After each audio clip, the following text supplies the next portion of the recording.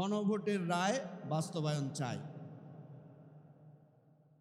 আপনারা জানেন 1970 সালে একটা নির্বাচন হয়েছিল, সেটাও জনগণের রায় ছিল, কিন্তু সেই রায় তৎকালীন ইয়াহিয়া সরকার ওই পাকিস্তানি সামরিক জান্তা রায় বাস্তবায়ন করতে দেয় নাই। রায় বাস্তবায়ন হলে পুরো পাকিস্তানের নেতৃত্ব আসতো আমাদের এই বাংলাদেশের জনগণের হাতে। সেই জনরায়কে প্রত্যাখ্যান করা হয়েছে ক্ষমতার জোরে।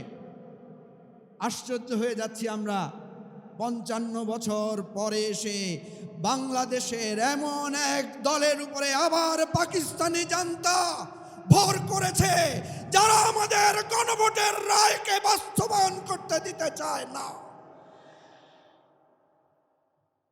আপনারা আবার পাকিস্তানের দিকে ফিরে যাচ্ছেন, আপনারা আবার ইয়াহিয়ার রাস্তায় হাঁটছেন, আর দোষ দিচ্ছেন আমাদেরকে, দোষ দিচ্ছেন বিরোধী দলকে। আমরা দেখেছি যেই ক্ষমতায় যায় সেই ক্ষমতায় গিয়ে তার অতীত ভুলে যায়। আজকে প্রধানমন্ত্রীর বক্তব্য দেখেন, আগের বক্তব্য দেখেন, স্বরাষ্ট্রমন্ত্রীর আগের বক্তব্য, বর্তমান বক্তব্য দেখেন, তাদের নেতাদের আগের বক্তব্য, বর্তমান বক্তব্য দেখেন।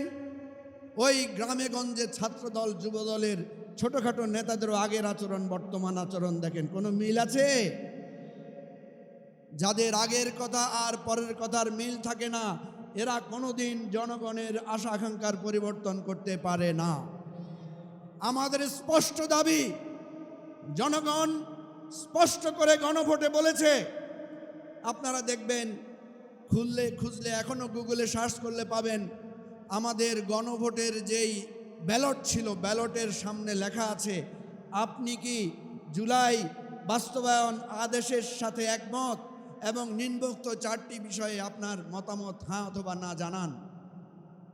তাহলে জুলাই বাস্তবায়ন আদেশের পক্ষে মানুষ রায় দিয়েছে না? সংবিধান উপরে না গণভোট উপরে? সংবিধান বদলানোর জন্য আমরা কি করি? সংবিধান বদলানোর জন্য আমরা গণভোট করি। গণভোটের রায় হচ্ছে চূড়ান্ত রায়। সুতরাং গণভোটের মাধ্যমে বাংলাদেশের মানুষ নতুন রাজনৈতিক বন্দোবস্তের যে ঘোষণা দিয়েছে, যদি সেই রায় বাস্তবায়ন করা না হয়, আবার 71-এর মতো মুক্তিযুদ্ধ হবে, আবার সংগ্রাম হবে, লড়াই হবে, জীবন দিয়ে বাংলাদেশকে নতুন রাজনৈতিক বন্দোবস্তে আমরা প্রতিষ্ঠা করব। এটাই আজকের গণসমাবেশের প্রতিজ্ঞা। খোদা হাফেজ, বাংলাদেশ জিন্দাবাদ। আসসালামু আলাইকুম রহমতুল্লাহ। সংগ্রামী জনতা, এই পর্যায়ে বক্তব্য নিয়ে আসছেন বাংলাদেশ খেলাফত মজলিসের যারা আজকে এই পরে উপস্থিত হয়েছেন, আরও উপস্থিত হয়েছেন এই বর্তমান সংকটে, যারা আমাদেরকে নেতৃত্ব দিয়ে বাংলাদেশের মুক্তির সংগ্রামকে সেই 71 সাল থেকে শুরু করে শহীদরা যে পথ আমাদেরকে দেখিয়েছিলেন, 47-এ যে শহীদরা আমাদেরকে পথ দেখিয়েছিলেন, 24-এ শহীদরা আমাদেরকে যে পথ দেখিয়েছিলেন, সে পথেই নেতৃবৃন্দ আমাদেরকে নিয়ে যাচ্ছেন। আপনারা জানেন গত 12ই ফেব্রুয়ারি যে নির্বাচন হয়েছিল, আল্লামা মামুনুল হককে তারা ভয় পায় বলেই পার্লামেন্টে ঢুকতে দেয় না। আল্লামা মামুনুল হক পার্লামেন্ট থেকে রাজপথে আরো শক্তিশালী হবে ইনশাআল্লাহ। আমরা এক আল্লাহ ছাড়া কাউকে ভয় পাই না। আমিও মাদ্রাসায় পড়াশোনা করছি। নারায়ে তাকবীরের একটা স্লোগান দিয়ে ইনশাআল্লাহ বক্তব্য শেষ করব। বাংলাদেশে আমরা যতদিন জীবিত থাকবে, বাংলাদেশে যতদিন থাকবে, নারায়ে তাকবীরের স্লোগান চলবে ইনশাআল্লাহ। নারায়ে তাকবীর, তাকবীর, নারায়ে তাকবীর। সবাই ভালো থাকবেন, দোয়া করবেন। সংগ্রামে ইনশাআল্লাহ রাজপথে দেখা হবে। আসসালামু আলাইকুম ওয়া রাহমাতুল্লাহি ওয়া বারাকাতুহু। সংগ্রামী উপস্থিতি, এ পর্যায়ে বক্তব্যকে বলবো, আসুন সকল ভয়ভীতি ছাড়িয়ে আমরা ঢাকা 6কে একটি উন্নত আধুনিক রাষ্ট্রে পরিণত করার জন্য বাংলাদেশকে, ঢাকা 6কে আমরা মডেল করব ইনশাআল্লাহ। ঢাকা 6-এ আমরা মাদককে না বলে দেব, ঢাকা 6কে চাঁদাবাজকে আমরা গুড বাই বলে দেব। ঢাকা 6-এ আমরা ব্যবসা বান্ধব পরিবেশ তৈরি করব।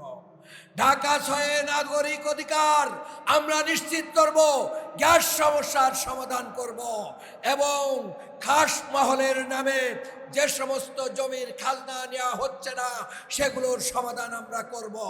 আমরা যানজট মুক্ত করব। আমরা যানজট মুক্ত করে এই ঢাকা 6কে বসবাসযোগ্য নগরীতে পরিণত করব ইনশাআল্লাহ। সেই কাজে আমরা আপনাদের সহযোগিতা চাই, আপনাদের ভালোবাসা চাই, পরামর্শ চাই। আজকে আমার হৃদয়টা ভরে গেছে, আমি অনেক আবেগ আপ্লুত হয়ে গিয়েছিলাম।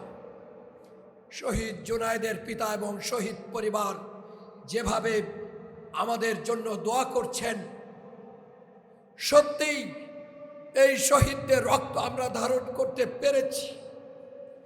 আমরা এই শহীদদের রক্তের প্রতিদান দিতে চাই।